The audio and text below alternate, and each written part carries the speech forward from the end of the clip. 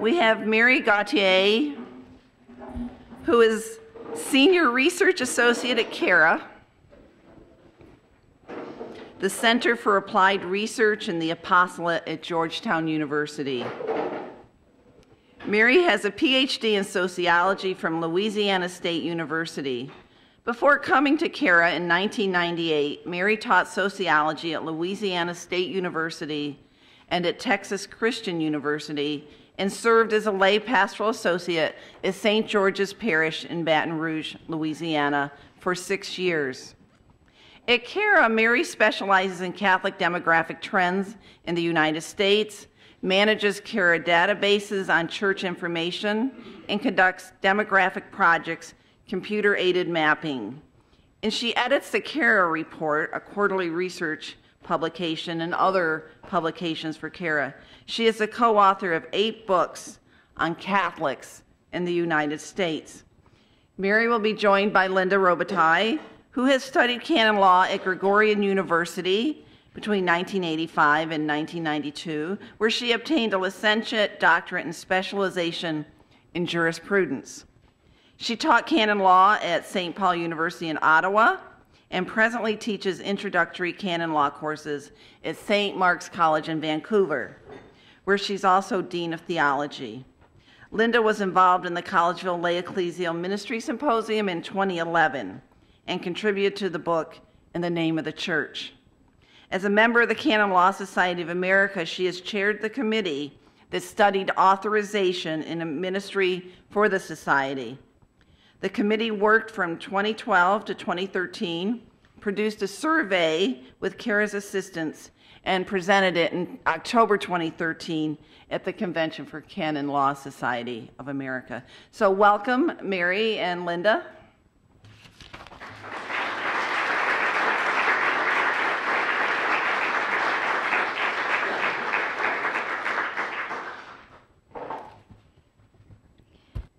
Good morning, and thank you for being here. Just hold on for 1 second. Let me switch shows here. Okay, could I get a, sorry you can't see me over here.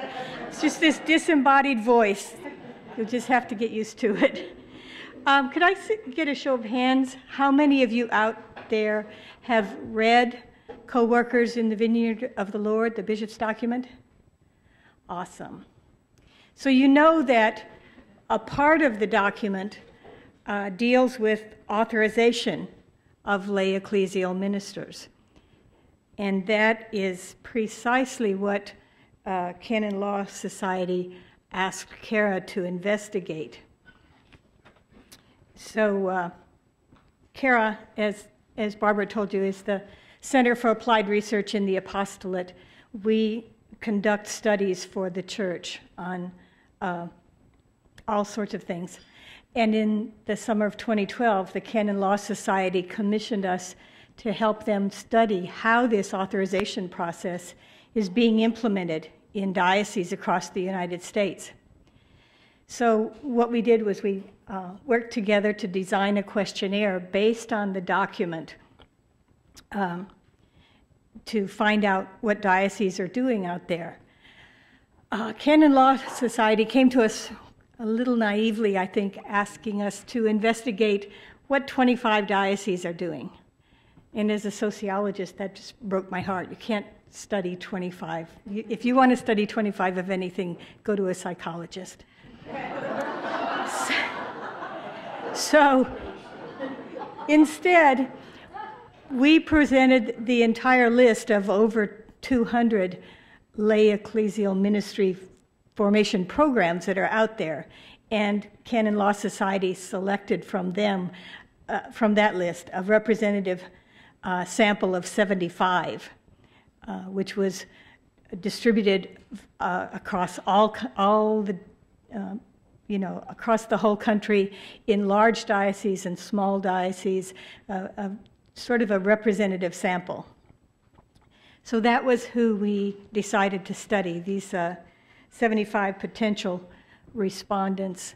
and Canon Law Society contacted all the bishops in those dioceses to let them know that this study was going on so that there wouldn't be any surprises or suspicion of what's going on.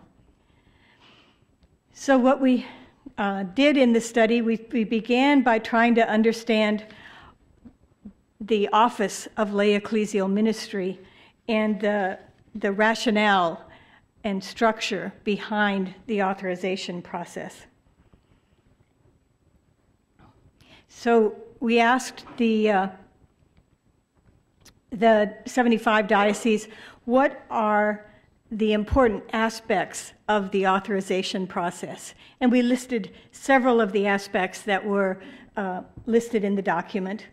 And 3 and 4 of the responding dioceses said that yes, each of these aspects are at least somewhat important in the authorization process. So it's important to have an authorization process for lay ecclesial ministry because it ensures that the bishop has oversight in the process. It assures that there's proper training for lay ministers. It ensures that there's a public validation and support for lay ecclesial ministry. It gives lay ecclesial ministers the right to serve in public ministry. And it strengthens the bishop and lay ecclesial minister relationship. Those are the rationale. We asked about the structure of lay ecclesial ministry. Which of these steps has your diocese established for structuring this authorization process?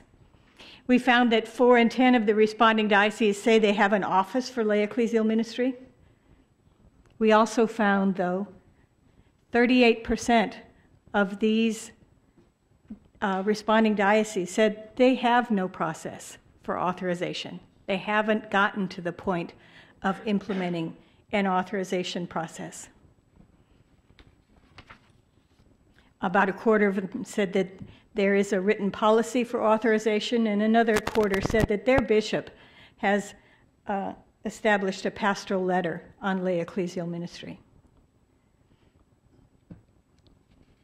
We asked about which of the ministries are authorized ministries in the diocese. And we found that about half of them said that pastoral associates and religious education are authorized ministries. A little less than that said youth ministry. 4 and 10 said adult faith formation, RCIA, is an authorized lay ecclesial ministry. Liturgical ministry by about a third of the responding dioceses, and young adult ministry. Fewer of the responding dioceses, though, said that pastoral care of the sick or bereavement ministry or evangelization were authorized lay ecclesial ministries. These are less common in dioceses. And then you'll see here that over a third said that some other lay ecclesial ministry is authorized. And oftentimes these were most commonly campus minister or hospital chaplain, parish life coordinator, parish business administrator, some of these other roles that you've heard of. We asked also, how does the diocese assist in placement of lay ecclesial ministers?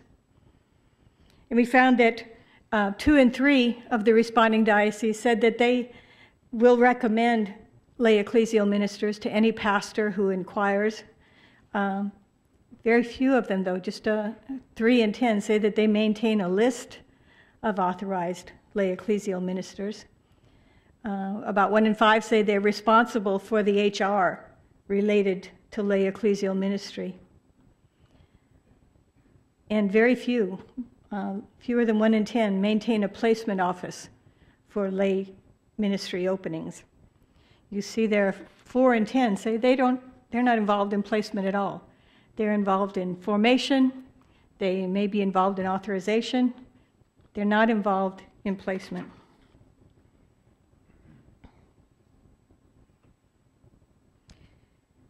So the survey then inquired about the 3 key elements of the authorization process, and you know from reading the document how it spells out these 3 key elements: certification, appointment, and announcement.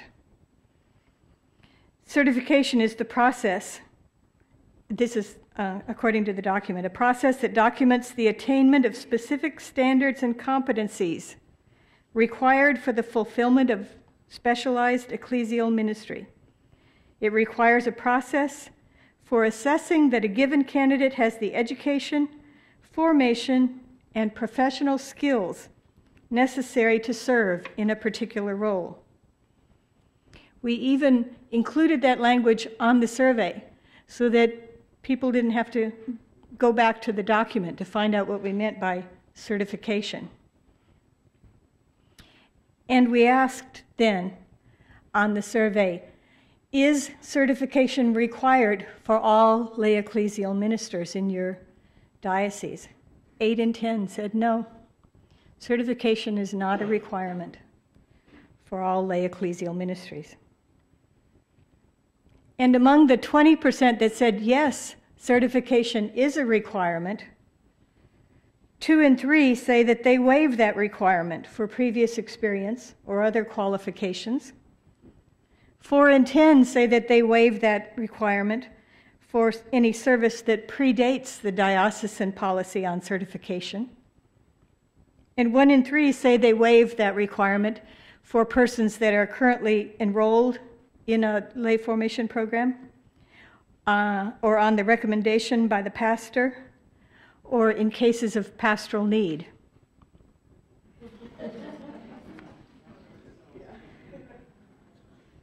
We all know what that means.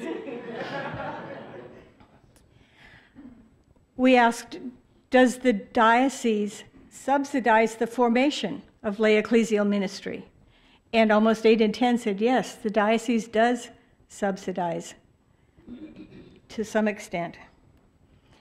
A fifth of those that say they do subsidize lay ecclesial ministry formation say that the cost is divided 3 ways between the diocese, the parish, and the lay ecclesial minister. About 1/10 of the responding dioceses say that the cost is shared 2 ways. So the diocese pays half, the lay minister pays half. And then some of the other options that these respondents mentioned include scholarships that are offered through the diocese or through the parish, grants and loans, tuition reduction for demonstrated need. And one said that their diocese offers a subsidy for Spanish language program, but not for the English language program. There's various ways to subsidize formation costs. So the second element that we investigated has to do with appointment. The appointment of an individual lay ecclesial minister for a specific ministerial role is also called commissioning in some dioceses. This appointment includes a delineation of the obligations, responsibilities, and authority of that position, as well as the length of term, if there is a term specified.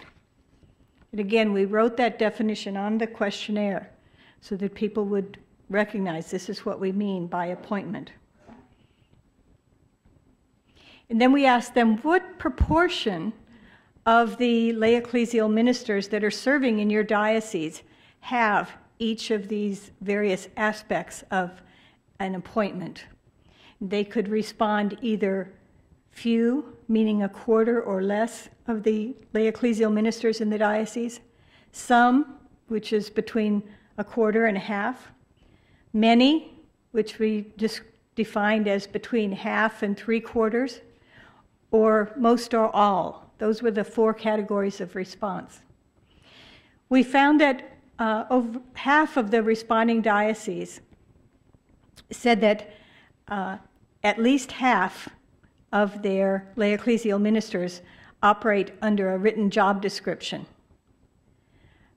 Only 1 in 5, though, of the responding dioceses say that most or all of their lay ecclesial ministers have a job description.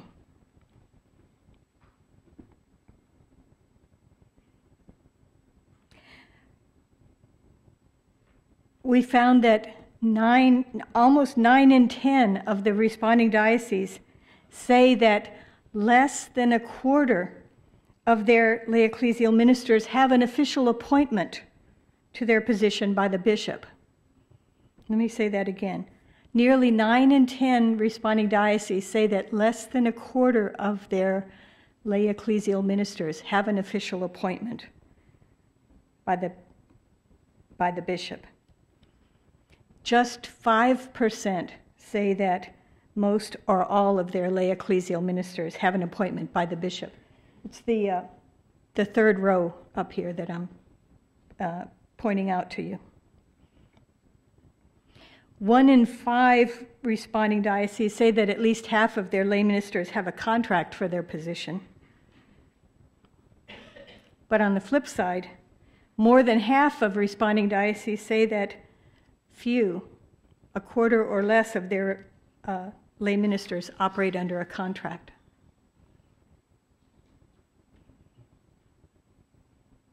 We asked also about hiring. What proportion of the parish lay ecclesial ministers serving in your diocese are hired by the pastor at the parish in which they serve? Most responding dioceses, 86%, said at least half of their lay ministers are hired by the pastor. Very few say that their lay ecclesial ministers are hired by some other diocesan official or by the bishop. The hiring process is most typically accomplished through the parish pastor. In terms of employment, the most common practice for lay ecclesial ministries is full-time employment, full-time paid parish employment. 4 in 10 responding dioceses said that at least half of their lay ministers are serving in a full-time paid parish position. The second most common form of employment, though, is volunteer ministry. 3 in 10 respondents said that at least half of their lay ecclesial ministers are serving in a volunteer capacity. And then less common is serving in part-time parish ministry.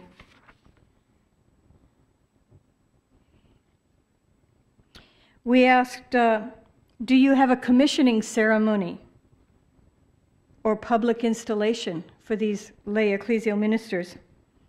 And 4 in 10 of the responding dioceses said no, there is no commissioning ceremony for lay ecclesial ministers. Among those that do have a commissioning ceremony, they typically hold that ceremony at the cathedral.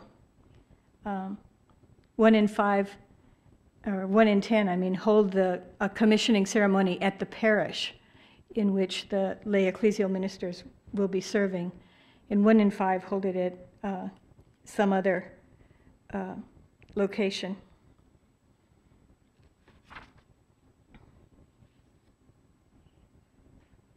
Then the third element in the authorization process that we investigated was announcement. Announcement is the means by which the community is informed of the lay ecclesial minister's authorization to serve. Again, we wrote that definition on the survey so that people would understand this is what we mean by announcement. We found that the most typical process for making a public announcement of new lay ministry appointments is typically done through the parish bulletin. 7 in 10 dioceses say they announce these new appointments in the parish bulletin, and about half announce it on the parish website or through the diocesan newspaper. A quarter of them say that they use parish social media or the diocesan website to announce these appointments. And a fifth say that they announce these appointments in the diocesan clergy newsletter.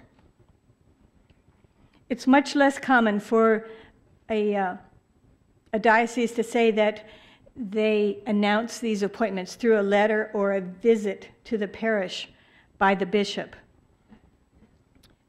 or even less common for them to use some other form of social media. Remember, this was done in 2012. Social media was still much less common in dioceses than it is today. And 1 in 5 use some other form to announce the appointment of lay ecclesial ministers. All right? Any questions? We will have time for discussion in just a bit, but if there were any questions for clarification. All right, thank you.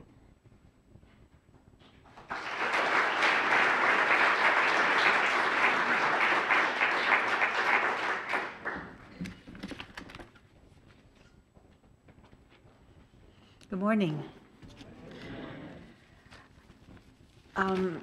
I'm here today to talk to you about how the Canon Law Society of America got involved in doing this study and why and where we think canon law can help with the next steps. As Barbara mentioned, I was here in 2011 at the symposium, and after that they encouraged participants at the symposium to request grants to continue the study of lay ecclesial ministry. Because of that, the Canon Law Society of America applied for a grant and got a grant to study specifically the question of what the symposium had been about, which was the authorization of lay ministers. This is the kind of thing that would be dear and near to canon lawyers' heart because authorization is a canonical process. So we wanted to see how is it actually happening in reality. So as Mary mentioned, when we did this study, we took the document Co-workers in the Vineyard of the Lord and said, okay, here's the template. What is being lived out in reality? What does it look like? And then from the canon law perspective, what can canon law add to this discussion? Or is there anything to add to this discussion? I hope you guys will come to the same conclusion as we did yesterday, that canon law does have a voice and something, and in fact, this may be a really good time for the canonical voice. What we've been living with in the experience of lay ecclesial ministry has been a really exciting time of lay people discovering their baptismal call to ministry and discovering their baptismal call to spread the gospel and growing up from their baptism and going out and trying to be part of the church and trying to spread the good news that way. What we're not seeing is a lot of canonical structures, and how does the law fit into that? The law starts from a theological perspective of describing the church. And it works its way into not just the theological concepts, but into practicalities. What does that look like in practice? How do we actually live it? So starting from the theological premise about where does ministry come from in a diocese? It comes from the office of the bishop. It's the bishop's role to be the minister in his diocese. And he brings in other people to help him. He brings in his priests, he brings in his deacons, he brings in his lay people. So it's because of his central role that he can bring in other people that we have these questions in the survey that we went through of, well, so what is the relationship between the person, that lay ecclesial minister, and his or her bishop? Or is it only that this person is operating in the vacuum, as it were, of his or her parish, and not seeing that, in fact, it's a bigger picture than just my private call, but that ministry in a public way is a role that somebody fulfills in his or her diocese in relation to his or her bishop. So canon law does have a bit of a different lens than you might be used to looking at every day, I also want to make a little plug for canon law, that it's not a scary thing, and it is not necessarily a rigid thing, but sometimes it can help by helping build structures that help protect people's rights. And the working group in the Canon Law Society that evaluated the CARA report and then came back to the Canon Law Society to say, this is where we think the next steps are. Now we're a small working group, there were 5 of us, or 7 of us. We think that the next steps are to start building structure for lay ecclesial ministers. In the law, we call that structure offices. It's a technical word, and let me tell you about how it means. First, let me give you the situation where somebody doesn't have an office.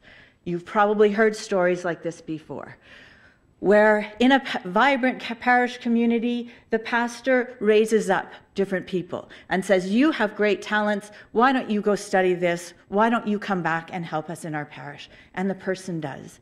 And there's a lot of good fruit that comes from that. The person's living their baptismal call, the person's serving. And then the pastor is changed. And the new pastor doesn't think that that's a really helpful talent.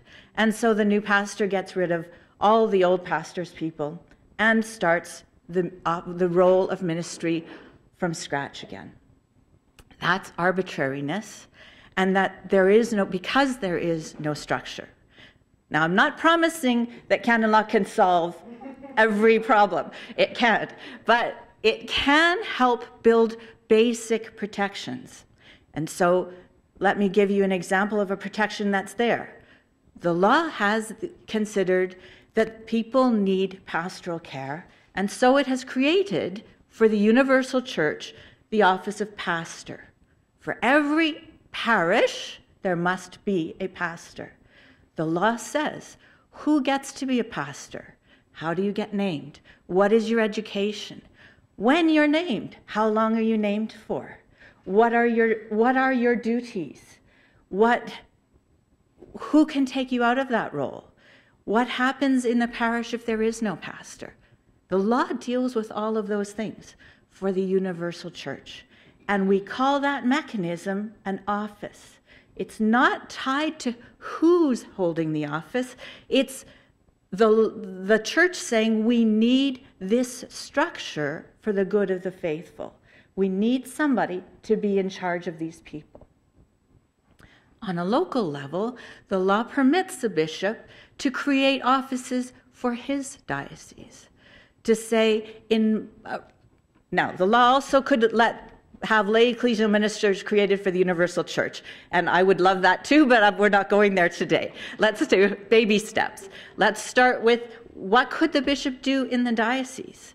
The bishop could say, in my diocese, I think maybe in every parish, I need a director of religious education as a lay ecclesial minister.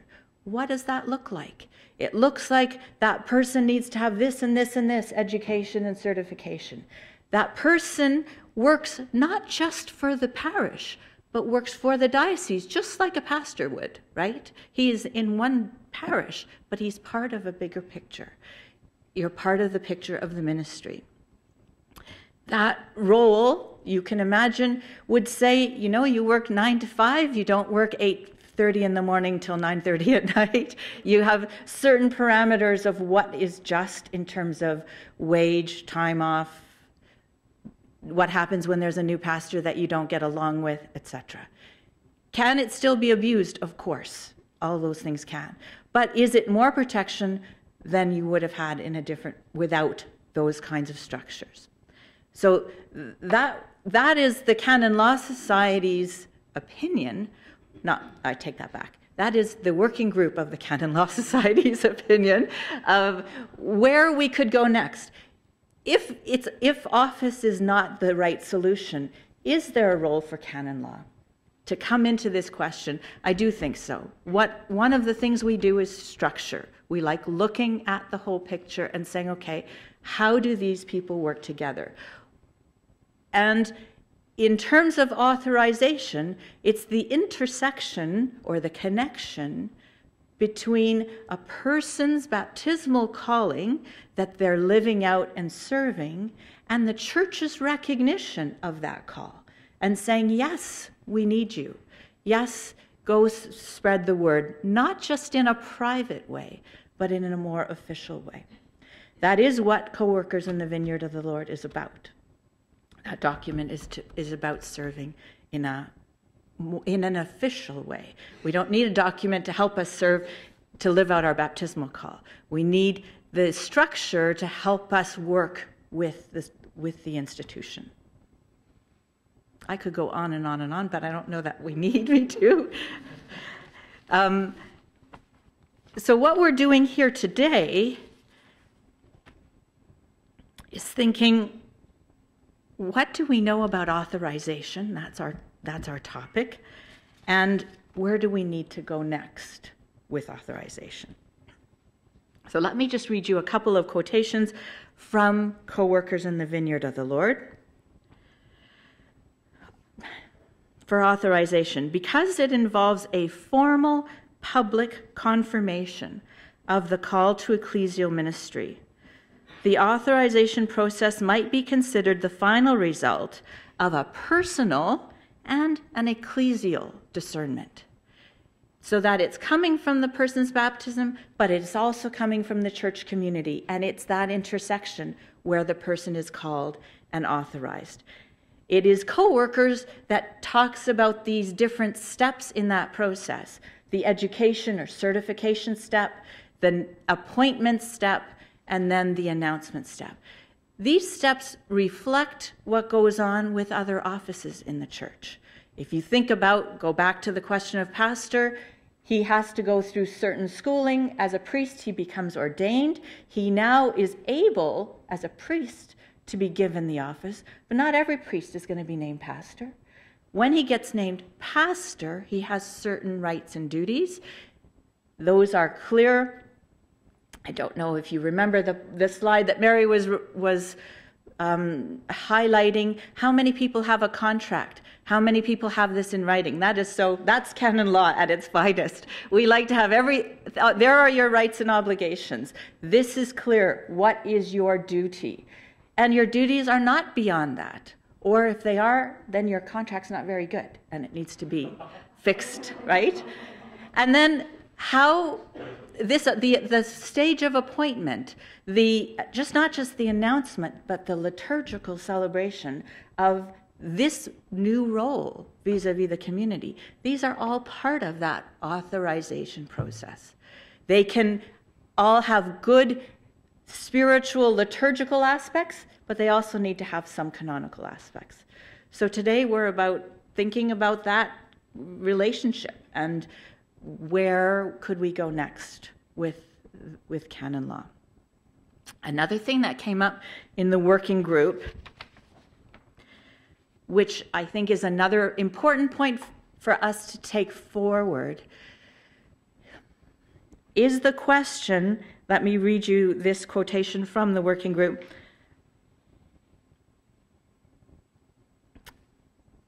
Where the conversation about authorization by ecclesiastical authority could and should be advanced is by looking at it from this direction, that there is a need existing in the community, one that transcends the gifts of a particular individual who happens to be available.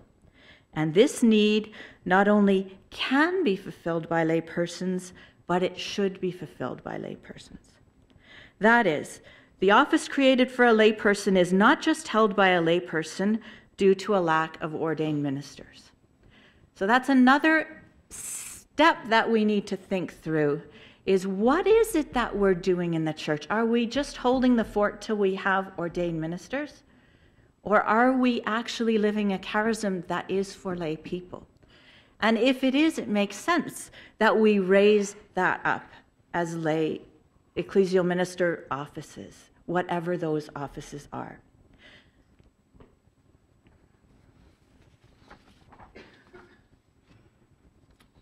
Okay.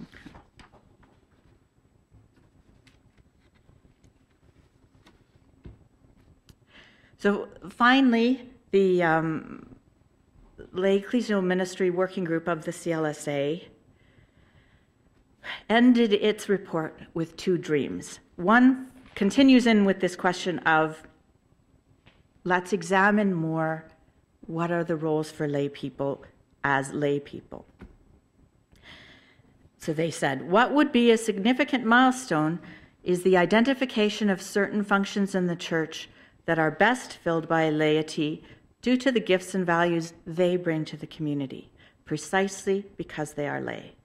This is a radical divergence from laity fulfilling functions that the universal church would prefer to be carried out by clerics, and are only entrusted to laity if there are not enough clerics available. So this is certainly an area for further study. And then, not surprisingly, the working group encouraged dioceses to work on trying to name certain offices to see how it works, to show that that structure is not something to be feared. Just to step back for a minute, why would a bishop fear the structure? Possibly because the structure means an obligation to fill it, right? If you said, we need to have a music minister in every parish, then it means that you need to, rather than just, oh, it's too bad it's not, well, even if you have an office, if you can't fill it, you can't fill it. But then at least you're recognizing there's a lack going on here, that this is something we should have. So an encouragement from the Canon Law Society to say that some roles are worth creating as offices. One thing I didn't do, yes, I've been so concentrated on don't go on too long, don't go on too long. I missed out different bits. I'm sorry about this. What is an office? The law defines an office as I was going to just pretend like I knew the canon. Which I do, kind of. Yeah. Okay, here we go. Any function constituted in a stable manner by ecclesiastical ordinance to be exercised for a spiritual purpose. So there are a couple of things that are important here. It is a stable role. It's not just any role. It's a role exercised for a spiritual reason in a community. Who creates that role? The ecclesiastical authority. In our everyday worlds, it'll be your diocesan bishop who can create that role for the diocese. That can be used in different places. So going back to the work group's wish list, they said any function that meets the qualifications of an ecclesiastical office and is routinely and consistently entrusted to a lay person in a parish or in a diocese is fertile ground for the establishment as an office for a lay ecclesial minister. The Canon Law Society is not encouraging that every diocese start the same kinds of offices, but it's encouraging dioceses to think about, is it time to build some structure? And if we start with a little bit of structure, if it works, then it can continue on. The point of the structure is not to annihilate creativity, but it's to say that how do we best serve the pastoral needs of the diocese? What is a way that lay people should be ministering? Let's create that. Okay? And I look forward to more conversation this morning.